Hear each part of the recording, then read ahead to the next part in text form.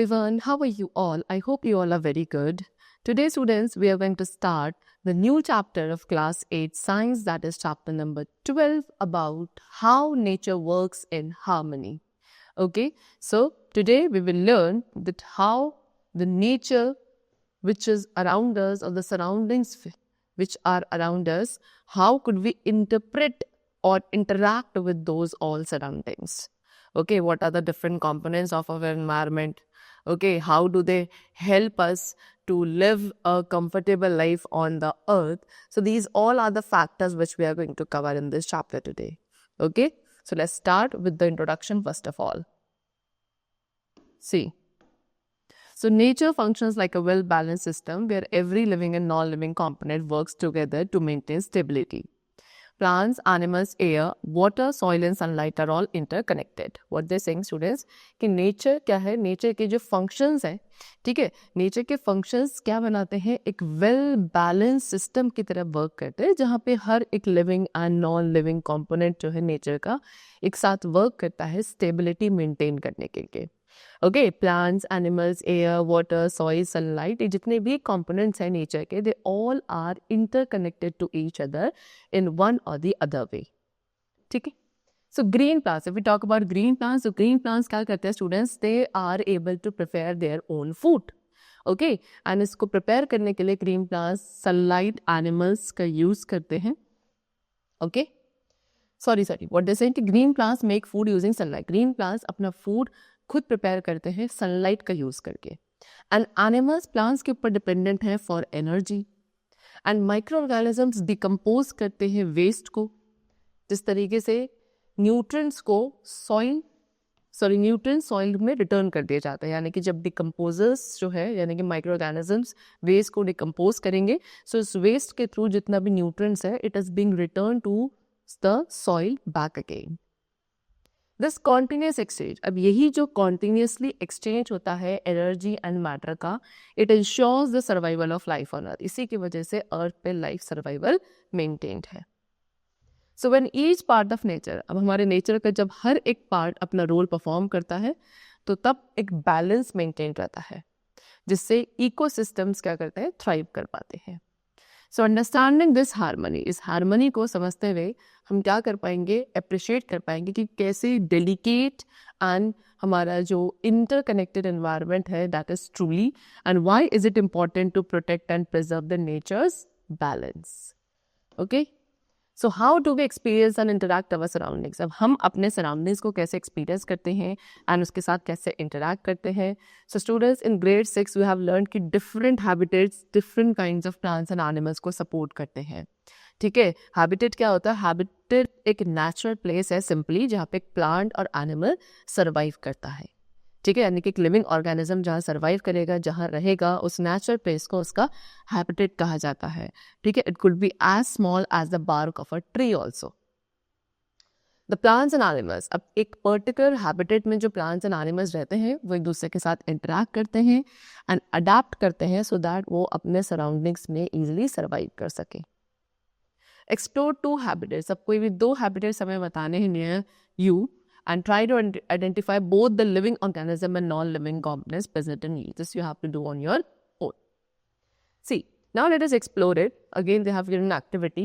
आपको इस एक्टिविटी को ग्रुप्स में करना है under the supervision of your teacher. What you have to do, you have to identify 2 habitats. कोई भी 2 हैबिटेट्स हम अपने सराउंडिंग्स में फाइंड आउट करेंगे.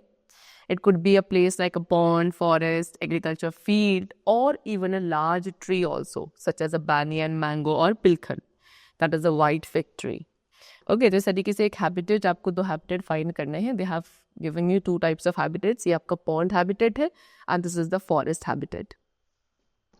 Then what you have to do, you have to observe and list the living organism and non living elements in each habitat. अब दोनों ही habitat में जितने भी living and non living elements हैं, उनको आपको ऑब्जर्व करना है, उनकी लिस्ट बनानी है and record your observations. See, they have recorded here. See, pond habitat में living beings मिले उन्हें fish and non-living was water. Similarly, forest में living beings were plants, grass, trees and birds, and non-living were soil, water, if it is present over there. So जब हमने दोनों ही habitats को compare करा, तो दोनों में similarity क्या मिली कि दोनों में ही living beings भी थे as well as non-living things भी थी. हाउएवर जो टाइप ऑफ लिविंग ऑर्गेनिजम्स हैं या नॉन लिविंग एलिमेंट्स हैं वो डिफर करते हैं दोनों ही हैबिटेट्स पे, but there were some of the living and non living elements in both the habitats. ठीक है, चलो. सो द लिविंग बींग्स, जो लिविंग बींग्स हमने यहाँ पे लिस्ट किए हैं, like fish, plants, grass, trees, birds, ये सभी हमारे बायोटिक कंपोनेंट्स होते हैं. वाई जो नॉन लिविंग एलिमेंट्स हैं like water, soil, these are called the abiotic components of a habitat. Okay, so you might wonder कि क्यों कुछ ऑर्गेनिज्म लैंड पे रहते हैं, अब कुछ आपके वाटर पे रहते हैं. हर एक ऑर्गेनिज्म को स्टूडेंट स्पेसिफिक कंडीशंस की रिक्वायरमेंट होती है to survive, and different habitats उन्हें डिफरेंट लिविंग कंडीशंस प्रोवाइड करते हैं so that they could meet these needs. For example, in previous activity fishes को हमने रिकॉर्ड किया था as biotic component of the pond, है ना. फिशेस कहाँ पॉन्ड में सर्वाइव करती हैं बिकॉज पॉन्ड उन्हें फूड, ऑक्सीजन, शेल्टर एंड एक स्पेस प्रोवाइड करता है ग्रो करने के लिए. ये सभी एसेंशियल रिक्वायरमेंट्स है for the fishes to survive. Okay, fish को अपने बायोटिक नीड्स जैसे कि फूड, ओके, कहाँ से मिलता है? From the small plants and animals से मिलता है. एंड अपनी ए बायोटिक नीड्स जैसे कि ऑक्सीजन कहाँ से मिलती है? From the water. Okay, other organism, उसके अलावा भी कुछ ऑर्गेनिजम्स है जो स्टूडेंट्स पॉन्ड्स में रहते हैं, like frogs, fresh water turtles, snake, dragonflies, mosquitoes, snails and ducks, as well as there are some plants also which are there in the ponds, like we have algae, diatoms, duckweeds and lotus. So ये सभी living beings क्या एक दूसरे के साथ interact करते हैं, as well as जितने भी non living components हैं उनके habitat में उनके साथ भी interact करते हैं so that it could help them to grow and thrive. Every habitat, see हर एक हैबिटेट के अपने living organisms and physical conditions होती हैं, such as air, sunlight, water, temperature and soil. And same habitat के अंदर जो डिफरेंट ऑर्गेनिजम्स होते हैं वो इन रिसोर्सेज का यूज करते हैं in different ways. For instance, एक फॉरेस्ट आपका वार्म रहता है during the day and cool at the night. So जो स्नेक है वो नाइट टाइम पे एक्टिव रहते हैं एंड रोडेंट वो during the day time active रहते हैं. सो दोनों ही आपके सेम हैबिटेट को शेयर कर रहे हैं लेकिन डिफरेंट कंडीशंस एक्सपीरियंस करते हैं. ओके, सो दिस शोज कि कैसे लिविंग ऑर्गेनिजम्स को एग्जिस्ट कर सकते हैं peacefully in the same habitat.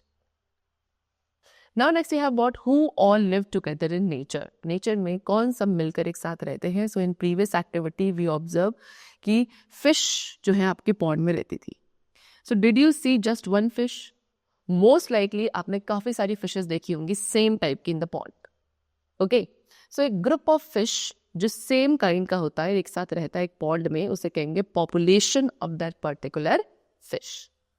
And similarly इसी तरीके से आप क्या कर सकते हैं, डिफरेंट काइंड्स ऑफ ऑर्गेनिजम्स की पॉपुलेशंस को ऑब्जर्व एंड रिकॉर्ड कर सकते हो which are living together in a single habitat.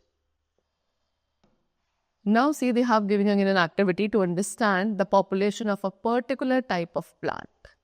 So we can count how many of them are present in a specific place at a specific time.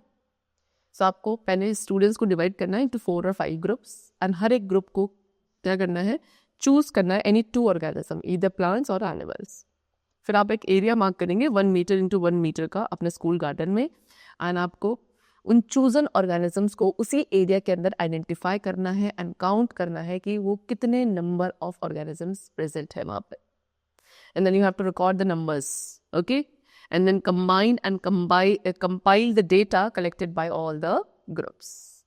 Okay, so इस example में हमने क्या देखा कि कुछ पॉपुलेशन प्लांट्स की होगी and कुछ आपकी अदर प्लांट्स की होगी इन the same 1 into 1 meter square area में. सो इस एक्टिविटी से हमने क्या देखेंगे कि एक पॉपुलेशन क्या होती है, ग्रुप होता है of the same type of organism living in a habitat at a particular time. एक पर्टिकुलर हैबिटेट में एक पर्टिकुलर टाइम पे सेम टाइप ऑफ स्पीशीज के जो ग्रुप है, ठीक है, सेम टाइप ऑफ ऑर्गेनिजम्स का जो ग्रुप है उसे कहा जाता है population of that organisms. So can a habitat, अब क्या एक हैबिटेट में केवल एक ही टाइप के लिविंग ऑर्गेनिजम्स होते हैं? What do you think would happen then? अगर ऐसा होता तो फिर क्या होता?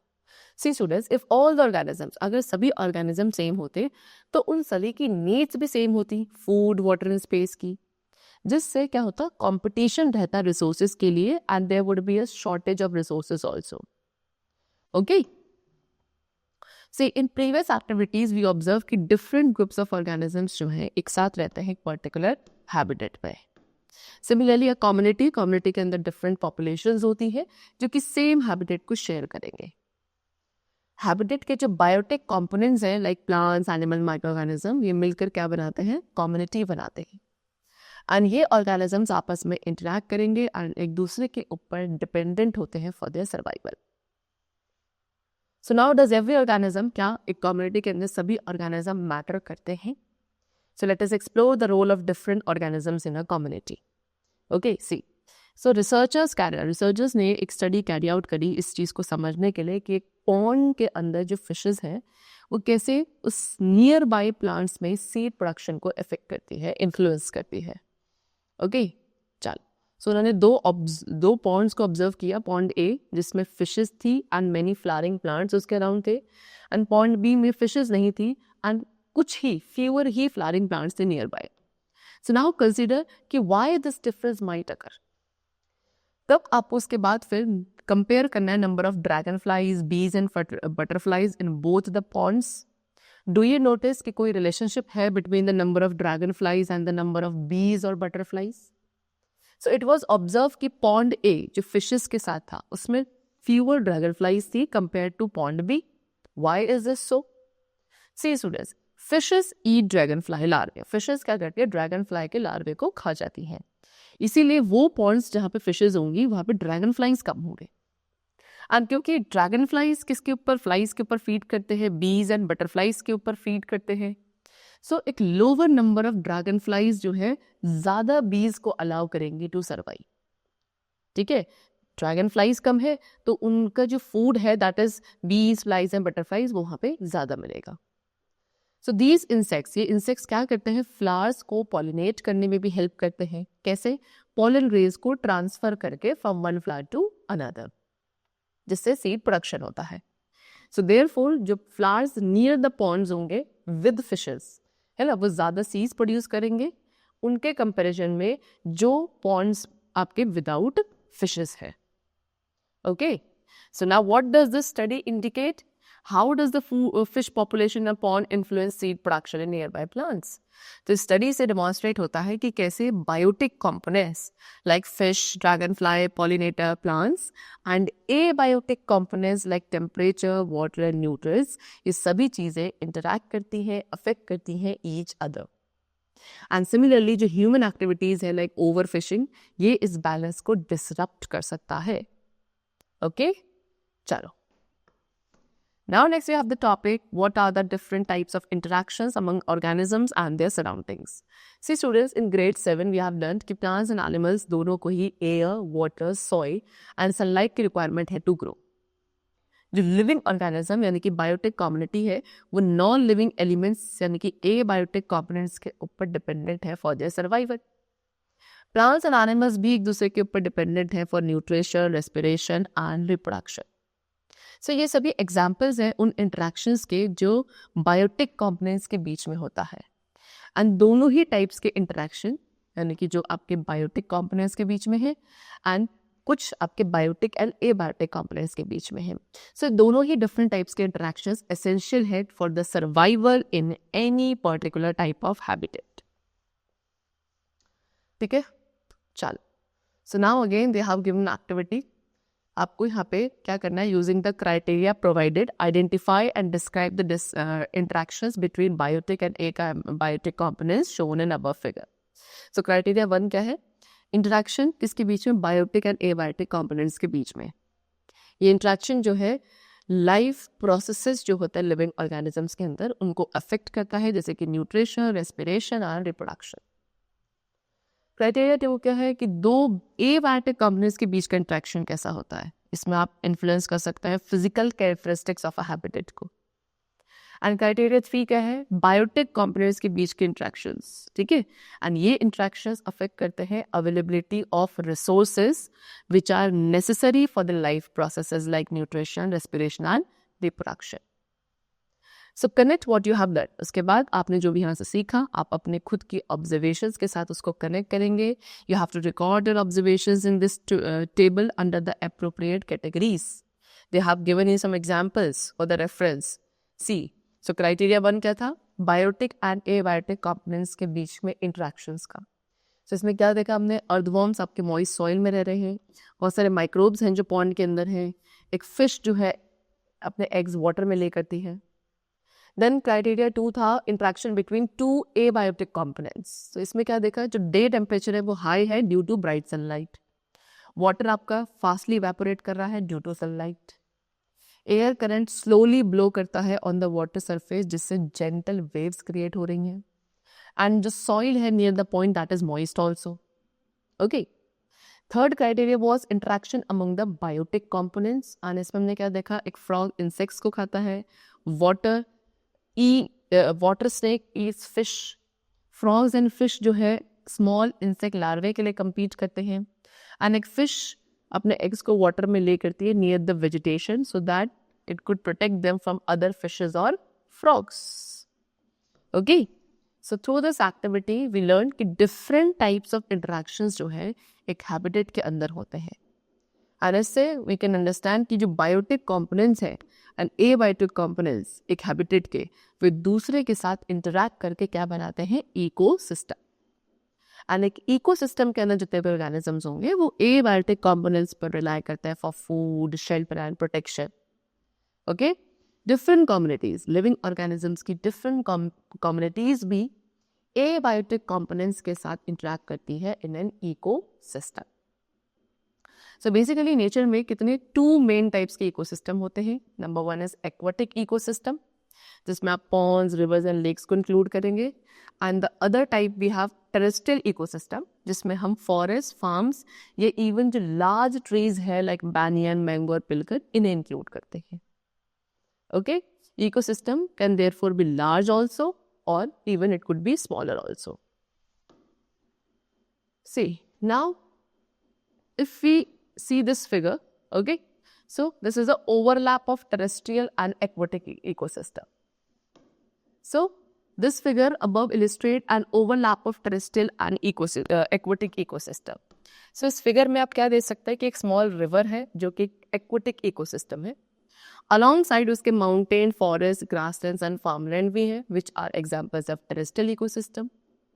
farmland एक human made ecosystem है, एंड ये इकोसिस्टम एक दूसरे को इंटरैक्ट करते हैं at any one given point. So this previous activity also shows कि कंपोनेंट्स की इंपॉर्टेंस क्या है या उनके बीच का इंटरेक्शन कैसा होता है एक इकोसिस्टम में। For example, sunlight, carbon dioxide and water ये आपके एसेंशियल है for the plants to produce food. Okay, if you talk about soil, तो सॉइल एक मीडियम एंड न्यूट्रिएंट्स प्रोवाइड करती है प्लांट की ग्रोथ के लिए।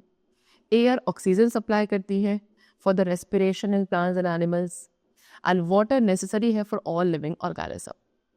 सो दिस डेमोन्स्ट्रेट कि कैसे लिविंग ऑर्गेनिज्म डिपेंडेंट है on the non living components of an ecosystem. Similarly abiotic components भी स्टूडेंट्स बायोटिक कंपोनेंट्स के ऊपर डिपेंडेंट होते हैं in an ecosystem. Okay, for instance जैसे कि प्लांट्स आपके ऑक्सीजन रिलीज करते हैं ड्यूरिंग फोटोसिंथेसिस, एंड इनकी रूट्स हेल्प करती हैं सॉइल में इन्हें एक पर्टिकुलर प्लेस में होल्ड करके। सॉइल इरोजन को भी प्रिवेंट करती हैं roots, and also plants help retain soil moisture and cool the atmosphere. Okay, चलो now see again they have given an activity over here now. So look at the figure B, page number 125, which shows the forest ecosystem. So आपको इस picture को examine करना है carefully, अनऑर्गेनिज्म जो भी इसके अंदर है you have to list them. So using the internet और योर स्कूल लाइब्रेरी आपको फाइंड आउट करना है कि इनमें से कौन सा ऑर्गेनिज्म किस अदर ऑर्गेनिज्म को खाता है, and then record your observation in this table indicating कि वेदर ईच ऑर्गेनिज्म, इनमें से क्या हर एक ऑर्गेनिज्म केवल प्लांट्स पे फीड करता है या प्लांट प्रोडक्ट्स पे या केवल एनिमल्स पर, या वो ऑर्गेनिजम्स जो प्लांट्स एंड एनिमल्स दोनों के ही ऊपर डिपेंडेंट है। You have to write all of those observations over here in this table. See now how do plants, कैसे प्लांट्स अपना फूड ऑब्टेन करते हैं। एज वी ऑल नो कि प्लांट्स अपना फूड खुद प्रोड्यूस कर सकते हैं through the process of photosynthesis, and that is why plants को हम प्रोड्यूसर्स और ऑटोट्रॉफ्स बोलते हैं। Auto means self, troph means food. Now organisms that can not, वो ऑर्गेनिजम्स जो अपना फूड खुद प्रिपेयर नहीं कर सकते, एंड अदर ऑर्गेनिजम्स के ऊपर रिलाई करते हैं for nourishment. They are called consumers और heterotrophs. Hetero means other, troph means food. Okay, then वो ऑर्गेनिजम्स जो केवल प्लांट या प्लांट प्रोडक्ट्स पे फीड करते हैं, दे आर कॉल्ड हर्बीवोर्स, जैसे कि डियर एंड हेयर. दोस्त जो कि एनिमल्स के ऊपर फीड करते हैं उन्हें कार्निवोर्स कहते हैं, जैसे कि लेपर्ड. एंड वो ऑर्गेनिजम्स जो कि प्लांट एंड एनिमल दोनों को ही खा सकते हैं, they are called omnivores such as crows, foxes and mice. Okay, चल. Now next you have the topic who eats whom. So in previous activity we learned कि कैसे जो feeding relationship होता है among the organism, ये help करता है उनकी nutrient requirement को fulfill करने में. So how can we connect these relationships within a given ecosystem? See, आपको यहाँ पे example है ना grassland ecosystem का. And then you have to consider the following organisms जो कि commonly एक grassland में होते हैं, like grass, frog, hare, fox, grasshopper, snake and eagle. So इस फिगर में कुछ feeding relationships आपको यहाँ पे given हैं जो show कर रहे हैं who eats whom in this figure. Okay, so you have to draw the feeding relationships for the remaining organisms also by adding arrows similar to those in above figure. So इस figure में आप देखेंगे कि grass को कौन खा रहा है, hare खाता है. Okay, see in this way कि grass को किसने खाया, hare ने, and hare को खाया tiger ने. Okay, चल. So over here grass is eaten by, wait, see, grass is eaten by hare and hare is eaten by the fox. Okay, that was fox. ठीक, चलो. So ये represent कर रहा है एक food chain को जो कि grass and ecosystem में है. इस तरीके से एक अनदर पॉसिबल फूड चेन हो सकती है ऑर्गेनिज्म के लिए. ठीक है, दे have given you over here, this is grass. Grass को खाया ग्रास हॉपर ने, ग्रास हॉपर को खाया फ्रॉग ने, फ्रॉग को खाया स्नेक ने, स्नेक को खा लिया ईगल ने. ठीक है, तो जो फीडिंग रिलेशनशिप्स हैं students among the biotic components, उन्हें हम रिप्रेजेंट कर सकते हैं as a linear sequence also. So food chain, what is food chain? Food chain एक सिंपल डायग्राम है जो शो करता है कि हु ईट्स हूम. एक इकोसिस्टम के अंदर कौन ऑर्गेनिज्म किसको खाता है, इस रिलेशनशिप को शो करने वाला linear sequence is known as food chain. Okay, चल. Now again we have an activity over here. In this figure they had shows a crop field जिसके अंदर मिलेट्स, माउस एंड ईगल है. ठीक है, तो आपको काउंट करने हैं number of each type of organism. And then एक टेबल क्रिएट करेंगे, जितने भी नंबर हैं of each organism you have to record over there. फिर नंबर्स को असेंडिंग ऑर्डर में अरेंज करना है. ठीक है, यानी कि हाईएस्ट नंबर को आपको बेस में रखना है, लोवेस्ट को एट द टॉप. फिर आप माउस, मिलेट एंड ईगल को करेक्ट पोजीशन में प्लेस करेंगे in figure B. Then what figure do you obtain? You will see it resembles a pyramid and complete the pyramid and figure B. So हर एक organism food chain में एक specific position occupy करता है which we call trophic level. Okay, producers जैसे कि green plants ये आपके फर्स्ट ट्रॉफिक लेवल पे आते हैं. हर्बीवोर्स यानी कि hare and deer second trophic level पे आएंगे. एंड जो स्मॉल कार्निवोर्स है लाइक फ्रॉग्स, इन्हें हम थर्ड लेवल पे रखते हैं. एंड जो लार्ज कार्निवोर्स हैं लाइक टाइगर्स और वल्चर्स, ये आपके नेक्स्ट ट्रॉफिक लेवल पे प्लेस किए जाते हैं. See again they have given activity. You have to observe this figure carefully. Then आपको arrows add करना है to show any missing feeding relationship indicating who eats whom. And then consider कि how many other organisms जो है उन्हें हम एक single organism के साथ connect कर सकते हैं through feeding relationships in an ecosystem. So look at the figure and notice कि कैसे different food chains एक ecosystem में interconnected होती हैं. क्या ये food chains interlinked हैं? See, मेनी ऑर्गेनिज्म, बहुत सारे ऐसे ऑर्गेनिजम्स हैं जिनको 2 और मोर टाइप्स ऑफ ऑर्गेनिजम्स खा लेते हैं. इसीलिए एक इकोसिस्टम के अंदर फूड चेन्स इंटरकनेक्टेड होती हैं to form a network which is called food web.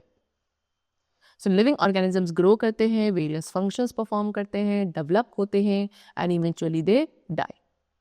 And इनके लाइफ साइकिल के दौरान वो वेस्ट भी प्रोड्यूस करते हैं including dead matter and left over food. Okay, now next topic we have is what happens to waste in the nature. So students you may have noticed कि small umbrella like mushrooms जो है dead plants या trees पे grow करते हैं during the rainy season. ये mushrooms क्या है? mushrooms एक type of fungi है जो कि decaying matter पे grow करते हैं. Microorganisms such as fungi and bacteria complex substances को ब्रेक करेंगे डेड प्लांट्स एंड एनिमल्स में इनटू सिंपलर फॉर्म्स, एंड इस प्रोसेस के थ्रू जितने भी न्यूट्रिएंट्स हैं, essential nutrients, they are returned back again to the soil. ठीक है, इसके अलावा आप tiny insects like beetles and flies को भी you could find on animal droppings, जैसे कि एलिफेंट डंग, बिकॉज ये क्या करते हैं, उसको डिकम्पोज करने में हेल्पफुल होते हैं एंड न्यूट्रिएंट्स को रिसाइकल करते हैं back into the environment. So this whole process is called decomposition process, and जो ऑर्गेनिजम्स इस प्रोसेस को कैरी आउट करते हैं वे आर नोन एज डिकम्पोजर्स और सेप्रोट्रॉफ्स। ओके, चलो, सो प्लांट्स अपने सॉइल में ग्रो करते हैं and many of the nutrients, plants के लिए बहुत सारे न्यूट्रिएंट्स जो उनको रिक्वायरमेंट है वो उन्हें इसी प्रोसेस डिकम्पोजिशन के थ्रू मिलते हैं। सो देयरफॉर डिकम्पोजर्स एक बहुत वाइटल रोल प्ले करते हैं न्यूट्रिएंट्स को रिसाइकल करने में, एंड इन नेचर में कोई भी चीज़ वेस्ट नहीं होती है, एवरीथिंग, हर एक चीज़ क्या हो जाती है, रीयूज्ड हो जाती है। Okay, the next topic we have is how does one change lead to another? So look at this figure. ये कैसे क्या डेमोन्स्ट्रेट कर रहा है कि कैसे एक स्मॉल चेंज एक सीरीज ऑफ अदर चेंजेस को ट्रिगर कर सकता है। For instant, if many plants, अगर एक पॉन्ड के अंदर बहुत सारे प्लांट्स पोल्यूशन की वजह से क्या होने लगे, डाई होना शुरू हो जाए, तो वाटर में लेस ऑक्सीजन, यानी कि अब कम ऑक्सीजन प्रोड्यूस होगी, बिकॉज प्लांट्स ऑक्सीजन प्रोड्यूस करते हैं during the process of photosynthesis. अब जब पॉन्ड के अंदर प्लांट्स ही बहुत सारे नहीं रहे, मरने लगे, तो ऑक्सीजन का प्रोडक्शन कम होगा, जिससे फिश पॉपुलेशन जो है वो डिक्लाइन होने लगेगी। And a reduction in fish number, जब फिश का नंबर रिड्यूस होगा तो वो उस पॉन्ड में कंज्यूमर्स की पॉपुलेशन को अफेक्ट करेगा। वाई, जो नंबर ऑफ इंसेक्ट्स हैं दे विल इंक्रीज। अब ये इंसेक्ट्स कहाँ, नियर बाय फार्मलैंड में स्प्रेड होने लगेंगे, जिसकी वजह से फार्मर्स पेस्टिसाइड्स का यूज ज़्यादा करेंगे अपने क्रॉप्स को प्रोटेक्ट करने के लिए, एंड ये पेस्टिसाइड्स फर्दर एनवायरनमेंट को हार्म करते हैं। सो ये चेंजेस क्या करते हैं, एडिशनल एनवायरनमेंट प्रॉब्लम्स कॉज करते हैं। Okay, so now what are the effects of human intervention in nature? See, they have given you, let us read it. See, in the 1980s में India एक major exporter था frog legs का, particularly from the Indian bullfrog. Okay, so ये large scale harvesting की वजह से frog की population कम होने लगी, एंड सिंस क्योंकि फ्रॉग जो है इंसेक्ट्स के ऊपर फीड करते हैं, तो उनके रिड्यूस्ड नंबर की वजह से एग्रीकल्चर पेस्ट में इंक्रीज होने लगे। एज अ रिजल्ट फार्मर्स को ज़्यादा सिंथेटिक पेस्टिसाइड्स का यूज़ करना पड़ा, जिसकी वजह से एनवायरनमेंट को नेगेटिवली इफेक्ट हुआ, सॉइल एंड वाटर क्वालिटी को नेगेटिवली इफेक्ट हुआ, and overall human and ecological health also. So further ecological damage ना हो, उसको प्रिवेंट करने के लिए इंडियन गवर्नमेंट ने फ्रॉग लेग्स के एक्सपोर्ट को बैन कर दिया। सो एक इकोसिस्टम हमेशा स्टूडेंट बैलेंस में तब रहेगा जब ऑर्गेनिजम्स के बीच का एंड उनके एनवायरनमेंट के बीच का interaction stable population and resources को मेंटेन रखेगा। ठीक है, ये बैलेंस डायनामिक होता है rather than fixed. Okay, and ये नेचुरल इवेंट्स या ह्यूमन एक्टिविटीज की वजह से डिस्टर्ब हो सकता है। Now next you have the topic कि how do interaction maintain balance in ecosystem. So in addition to a feeding relationship के साथ साथ organisms कुछ shared resources के लिए भी compete करते हैं, such as food, water, space और sunlight. अब इस कंपटीशन क्या करता है, कंपटीशन हेल्प करता है पॉपुलेशन साइज को रेगुलेट करने में and also to maintain the balance in the ecosystem. Without it, इसके बिना एक स्पीशीज एक्सेसिवली ग्रो करेगी, जिससे इम्बैलेंस क्रिएट होगा। ठीक है, there are other types of interaction also as well. So based on the example and figure we can observe the following, that is number 1 mutualism. Mutualism मतलब क्या, कि जहां दोनों ही ऑर्गेनिजम्स को बेनिफिट मिल रहा हो, सच एज हनी बीज and flowers. ठीक है, सी फ्लावर्स आपके पॉलिनेट हो जाते हैं एंड बीज को नेक्टर मिल जाता है। सेकेंड वी को सी कमेंसलिज्म। कमेंसलिज्म मतलब एक ऑर्गेनिज्म बेनिफिट ले रहा है, okay, while other is unaffected, जैसे कि orchids growing on trees. You could see यहाँ पे ऑर्चिड्स को न्यूट्रिशन मिल रहा है, लेकिन ट्री ब्रांच आपकी अनअफेक्टेड है। थर्ड वी हैव पैरासिटिज्म, यानी कि एक ऑर्गेनिज्म को बेनिफिट मिल रहा है, वही दूसरे ऑर्गेनिज्म को हार्म हो रहा है, जैसे कि टिक्स ऑन द डॉग्स। ठीक है, तो यहाँ पे डॉग की स्किन में इरिटेशन होती है जब उनमें टिक्स बैठने लगते हैं, एंड टिक्स जो है डॉग के ब्लड के थ्रू फीड कर पा रहा है, अपने न्यूट्रिशन को फुलफिल कर रहा है। ओके, सो ये इंट्रैक्शन सभी क्या है, पार्ट है इंटीग्रेट वेब ऑफ लाइफ का with in an ecosystem. Okay, now the next topic we have is what are the benefits of an ecosystem. So students, we have learned कि एक ecosystem में biotic and abiotic components एक दूसरे के ऊपर dependent होते हैं and various life processes को support करते हैं. Humans को भी benefit मिलता है greatly from the ecosystem. For instance, forest हमें fresh air, fertile soil, food, fiber, timber, medicines provide करते हैं. While aquatic system हमें water and food supply करता है. इकोसिस्टम उसके अलावा एस्थेटिक एंड रिक्रिएशनल वैल्यू भी ऑफर करता है, जिससे हमारे वेलबींग में कंट्रीब्यूट होता है एंड इट शोज कि कैसे कितना क्लोजली जो ह्यूमंस हैं वो नेचर के साथ कनेक्टेड हैं. हाउएवर, जो नेचुरल रिसोर्सेज का ओवरयूज है या मिसयूज है, इट को disturb this balance. Okay, see एक रियल लाइफ एग्जाम्पल यहाँ पे गिवन है थ्रेटन इकोसिस्टम का, दैट इज सुंदरबंस. ओके, तो सुंदरबंस में सबसे लार्जेस्ट मैनग्रोव फॉरेस्ट थे वर्ल्ड के एंड ये लोकेटेड थे जहाँ पे Ganges and Brahmaputra rivers meet करती है between India and Bangladesh. So ये फॉरेस्ट एंड रिवर्स जो थे एक wide variety of flora and fauna यानी कि प्लांट्स एंड एनिमल्स का होम था, जिनमें से काफ़ी सारे एंडेंजर्ड थे. सुंदरबन क्या करता है, सुंदरबन प्रोटेक्ट करता है, हेल्प करता है प्रोटेक्ट करने में हमें कैसे, स्ट्रॉन्ग विंड्स के इम्पैक्ट को रिड्यूस करके, स्ट्रॉन्ग वेव्स के इम्पैक्ट को रिड्यूस करके during the storms and floods. And also जो ट्रीज है वहाँ के वो कार्बन डाइऑक्साइड को एब्जॉर्ब करके ऑक्सीजन रिलीज करते हैं. सो इसकी इम्पोर्टेंस को रिकॉग्नाइज करते हुए यूनेस्को ने सुंदरबंस को एक वर्ल्ड हेरिटेज साइट डिक्लेयर कर दिया 1987 में. डिस्पाइट दिस, अब इसके बाद भी सुंदरबन को काफ़ी सीरियस थ्रेट फेस करने पड़े. मैनग्रोव ट्रीज को कट कर दिया गया फ्यूल वुड के लिए एंड फार्मिंग के लिए, illegal hunting, over use of forest resources जिसकी वजह से वाइल्ड लाइफ खतरे में गई, एंड पॉल्यूशन होने लगा from industrial waste and untreated sewage जिसकी वजह से वहाँ के रिवर्स एंड हैबिटेट डैमेज होने लगे. सो ये सारी ह्यूमन एक्टिविटीज ने इकोसिस्टम की नेचुरल फंक्शनिंग को डिस्टर्ब कर दिया. ओके, देन इसके अलावा अदर इकोसिस्टम्स भी हैं अक्रॉस इंडिया जो कि सिमिलर थ्रेट्स को फेस करते हैं. Deforestation, overuse of resources, invasive species, unsustainable land use and pollution, ये आपके forest, river, wetlands, scrublands, grasslands and coastal area सभी को क्या करते हैं, हार्म करते हैं. ओके, चलो now human made ecosystem. So humans have created, human beings में भी students काफ़ी artificial ecosystems create करें जैसे कि fish ponds, farms and parks so that they could meet their needs. So when designed thoughtfully, अगर इन्हें बहुत thoughtfully design किया जाता है तो ये ecosystem help करते हैं population reduce करने में, biodiversity को support करते हैं and recreational spaces provide करते हैं for the people. Unlike natural system ecosystems की तरह ह्यूमन मेड इकोसिस्टम में रेगुलर केयर एंड मैनेजमेंट की रिक्वायरमेंट है. सिर्फ नेचुरल इकोसिस्टम में नहीं होता है, लेकिन जो ह्यूमन मेड इकोसिस्टम है इन्हें regular care and regular management की रिक्वायरमेंट होती है. Now the last topic we have is how do healthy ecosystems support our farms.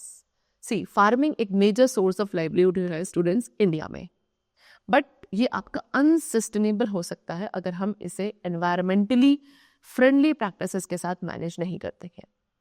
So human beings आपके फार्मिंग प्रैक्टिस कर रहे हैं थाउजेंड ऑफ ईयर्स से सो that they could produce food. And जैसे जैसे पॉपुलेशन ग्रो कर रही है हमारी जो डिपेंडेंस है एग्रीकल्चर पे वो भी इंक्रीज हो रही है. सी बिटवीन 1950 एंड 1965 में इंडिया ने एक फूड शॉर्टेज फेस करी थी due to low crop production. ठीक है, देन मिड 20th सेंचुरी में tractors, machinery, synthetic fertiliser and pesticides के यूज की वजह से इंडिया में फूड प्रोडक्शन बूस्ट हुआ एंड इसी पीरियड को कहा जाता है ग्रीन रेवोल्यूशन. हाउएवर ये जो फार्मिंग मेथड्स हैं इन्हें अब अनसस्टेनेबल कहा जाता है बिकॉज अब एक्सेसिव यूज होता है सिंथेटिक केमिकल्स का, over extraction of ground water and केवल वन टाइप ऑफ क्रॉप को ग्रो किया जा रहा है कॉमर्शियल पर्पसेस के लिए.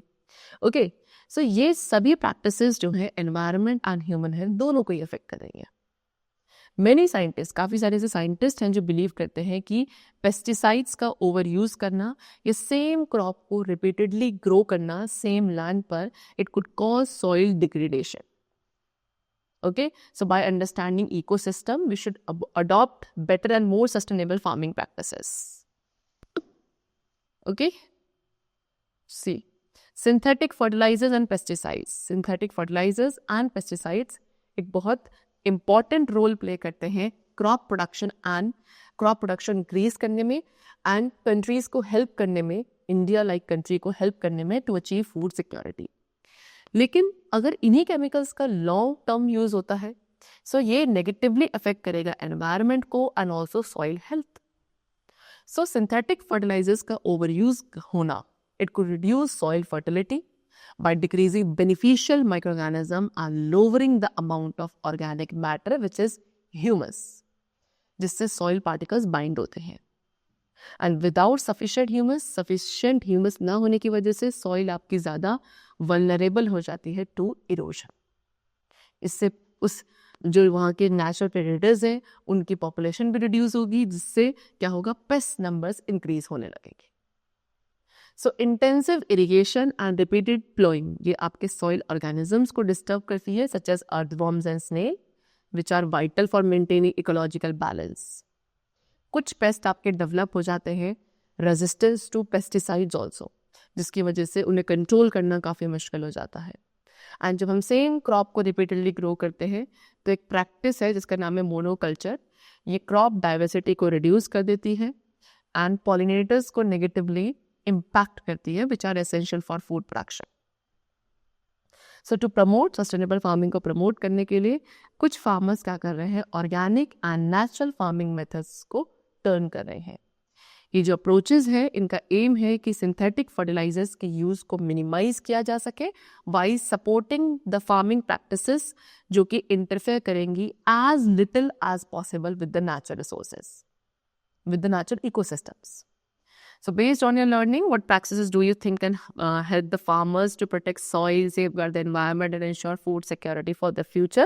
You have to think and then you have to write on your own. Okay? So the chapter is completed over here. And I hope that you must have understood the chapter very carefully. Now let's meet very soon in the next session with a new topic of science. So then keep learning well and thanks to all.